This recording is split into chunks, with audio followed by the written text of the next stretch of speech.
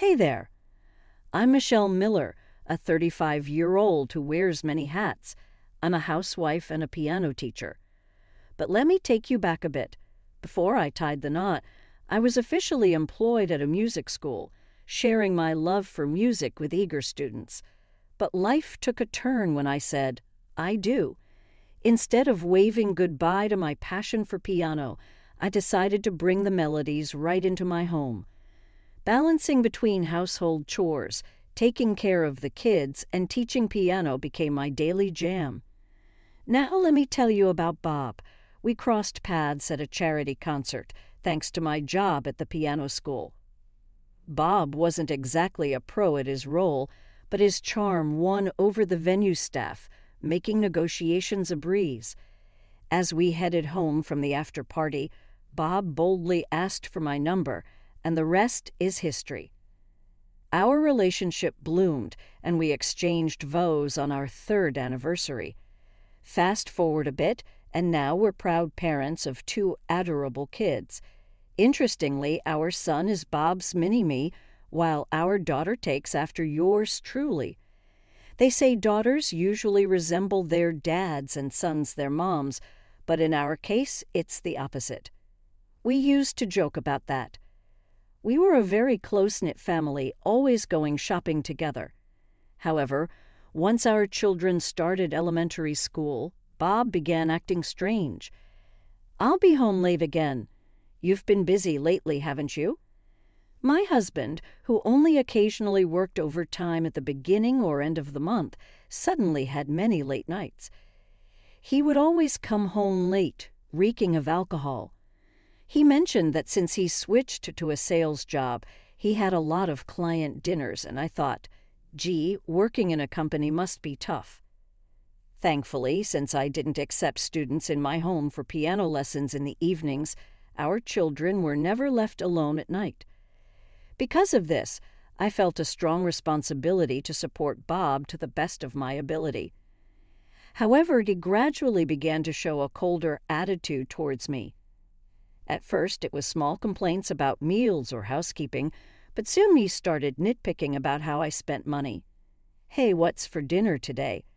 It's unfair that the meal for the breadwinner, which is me, is the same as for you and the kids. Mine should be more extravagant.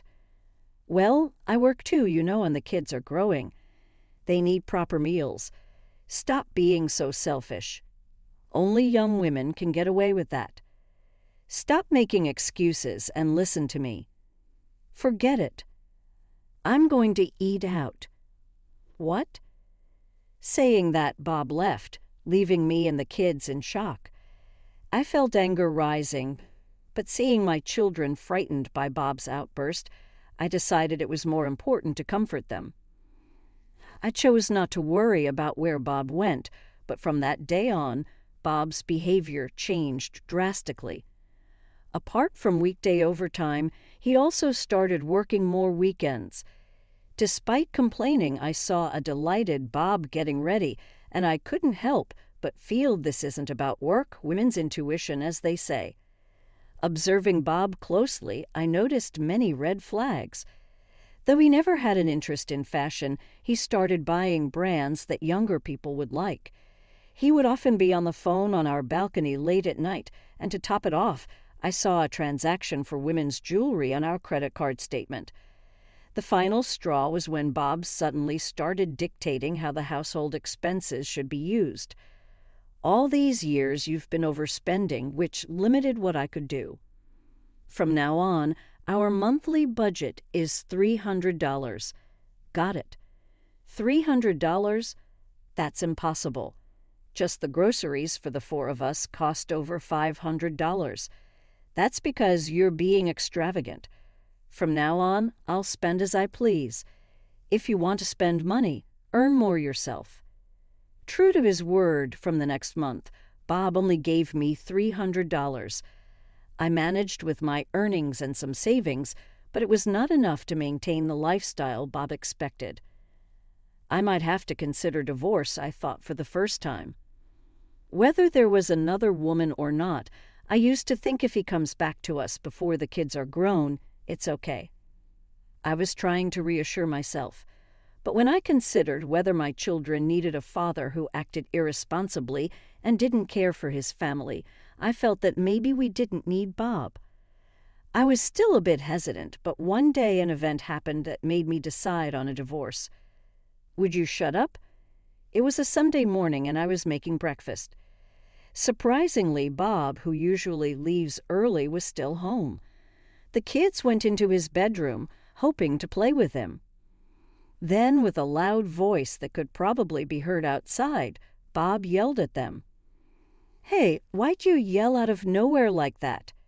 Isn't taking care of the kids your job? Stop slacking off. You're their father too, you know." Huh. I don't need noisy kids around. I'm trying to get some rest here. Keep me quiet. The reason you're tired is probably because you've been staying out late every night, maybe cheating on me. I bit my tongue, holding back from saying that out loud. The kids were clearly frightened, hiding behind me. Seeing them like that, the idea of divorce solidified in my mind. I need to protect my kids as we looked at Bob, who was now snoring loudly in bed. I made up my mind. Later, I started by checking my own finances. Could I maintain our lifestyle while continuing my classes from home, and what about the future of the kids? To my surprise, I realized that I could sustain our lifestyle just on my own income. The reason our expenses had shot up was because of the family credit card, which we had gotten for both of us, seemingly forgetting it was a family card. Bob had been using it here and there. Sometimes the bills even exceeded $1,000 a month. I had only been checking the total amounts, but Bob's charges started increasing right around when he began working late, and they were all at fancy restaurants and hotels, the kind you'd go to for a romantic getaway.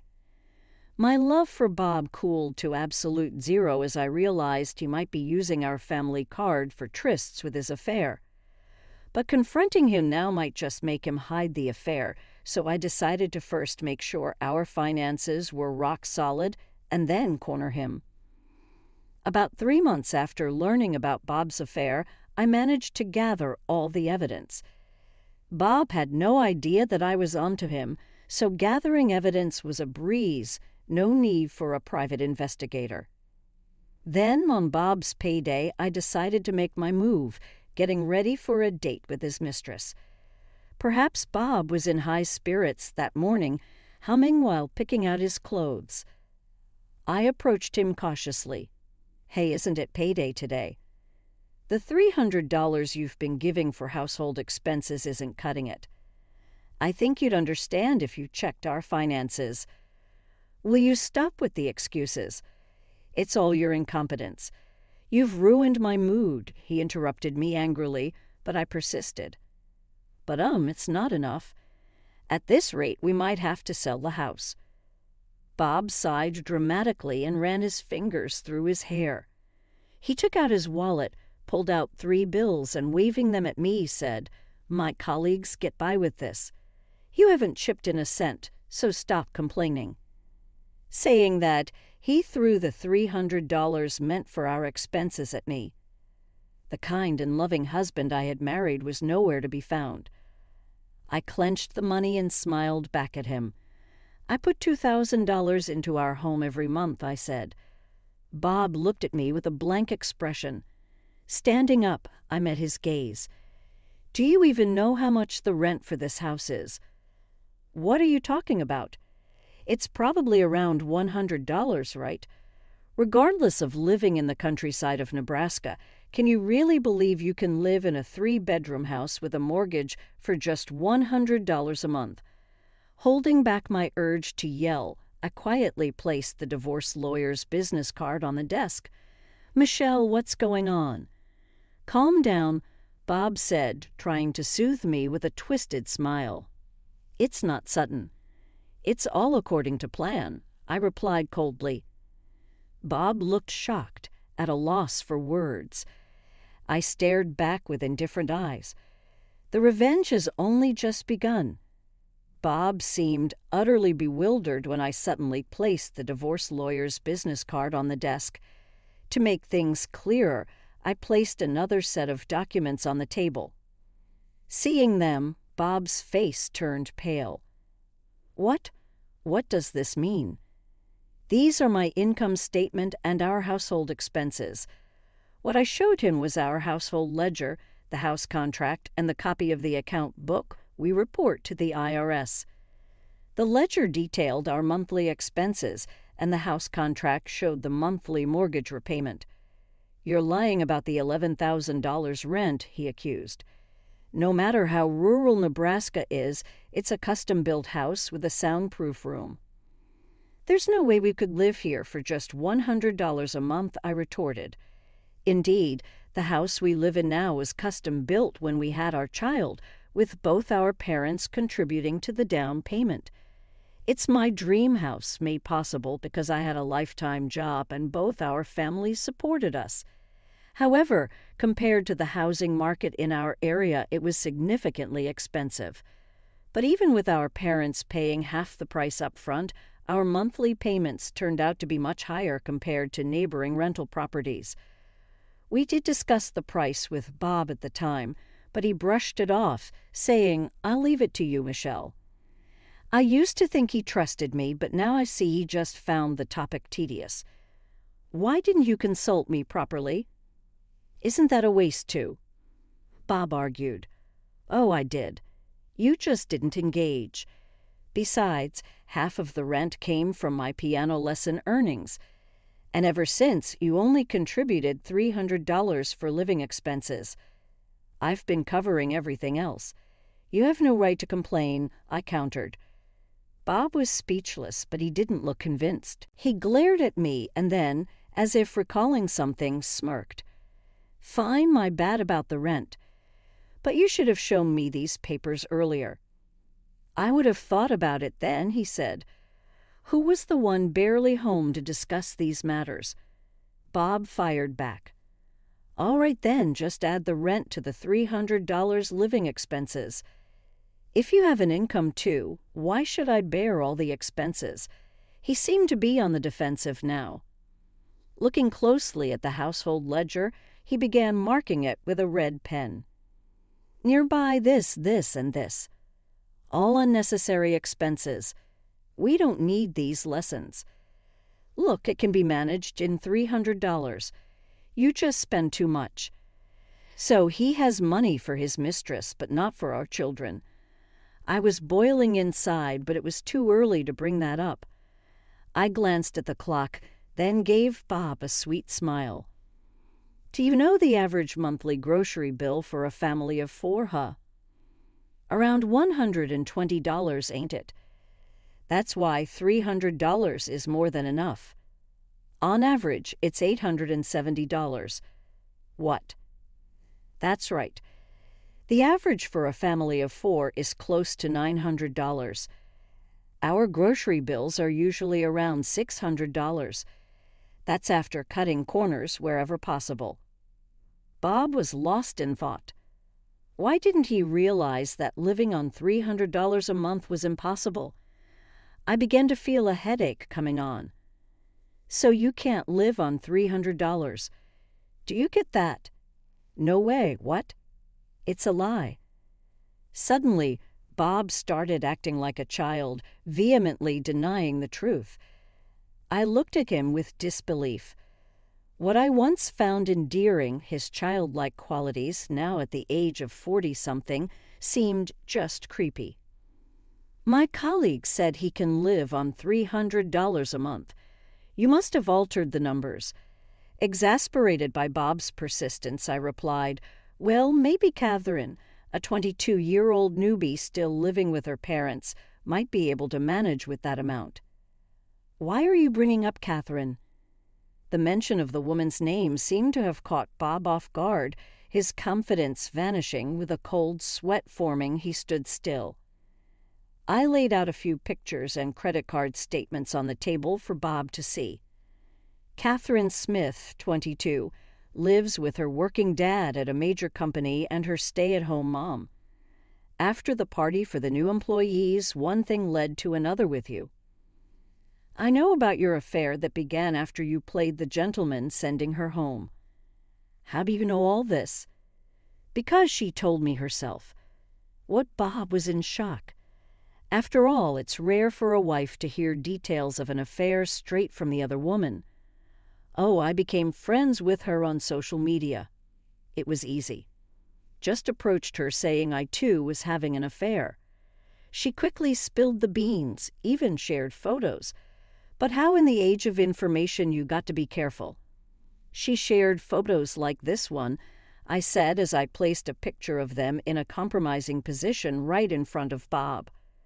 Bob, with eyes darting around, was sweating profusely. Oh, and she should be receiving one of these soon. Receiving what? This legal notice, I said, and handed Bob the certified letter. It was an official document my lawyer, whom I had contracted while gathering evidence, had prepared for me. As Bob read through it, his face turned pale. $5,000? I can't afford that. Oh, your father said that amount was reasonable, didn't he? What? You told my parents? Of course, they should be here any moment. Just then the doorbell rang. I simply replied, "Come in," to the person on the intercom and returned to the living room. Michelle, is everything sorted? Thank you. Right on time, that's good to hear. My mother-in-law stood behind her husband, looking utterly devastated. My father-in-law, usually a calm man, was red with rage. He approached Bob and landed a solid punch. Ouch, what was that for, Dad? You're no son of mine, betraying Michelle. You're the worst. I'm going to knock some sense into that rotten character of yours. Bob was in shock, and frankly, seeing my father-in-law this angry was a first for me too. Right then, the intercom rang again, signaling another visitor. I told the person on the other side of the intercom, "Come on in." Bob was speechless upon seeing that person. Now that everyone involved is here, I'd like to resume our discussion. Please have a seat over here, I said, and pointed to the chairs I'd set up at the end of the table. Both my in-laws and the other guests who arrived later took their seats as instructed. After confirming that everyone was seated, I resumed the conversation with a smile. Now, Catherine, please introduce yourself. I'm Catherine, 22 years old. I'm so sorry Bob invited me and I couldn't refuse. That act is quite enough. Catherine pretended to cry and kept apologizing, but I cut her off. Caught off guard by my unexpected attitude, Catherine looked shocked. She probably wanted to play the innocent role of a young new hire who was invited by her boss and couldn't say no. Unfortunately for her, I knew all about her plans. You told me everything, didn't you, on Instagram, right, Miss Lemon Candy? No way. Catherine turned pale and stared at me as if she had seen a ghost. Her parents looked at her in confusion. I then spread out the printed conversation between Catherine and me on the table for everyone to see. The conversation detailed a shameful account of their affair. Catherine's parents seemed to be shifting between anger and embarrassment. After a while, her mother stood up and slapped Catherine. Ouch, what was that for? You told me you were confused because you didn't know he was married and got a legal document about it. What is this? You knew he was married, encouraged a divorce with his wife, and then there's all this trash talk. Catherine's mother seemed very sensitive about the subject and began to tear up. I did feel a bit sorry for her, but it was a mess her daughter had gotten into.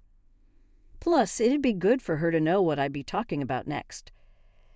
Also, seeing your husband every day and then hitting on another married man from the same department, that's some stamina. Wait, that's Bob. Had a disbelief look on his face as he listened to my words. But when Catherine seemed very fled, it seemed he realized it was true. Fuming, Bob stood up, grabbed Catherine by both shoulders, and yelled, "You had another man besides me. Who is it? Do you know how much money I spent on you, and you cheat on me, you wretched woman?" Hey, you were the one who made the first move on me, even though you have a wife and kids. It's a privilege for you to date a young and cute girl like me. What? How can you be so deluded? Watching the two of them bicker, I sighed, blaming their affair partner while ignoring their own faults. Really, there's a limit to how foolish one can be. It seemed like I wasn't the only one who felt this way, as both sets of parents looked utterly dumbfounded. Then, Catherine's father, who had remained silent till now, stood up. The arguing Bob and Catherine noticed and fell silent. Catherine's father began speaking slowly. "Michelle, I deeply apologize for everything. We want to cover the damages for emotional distress.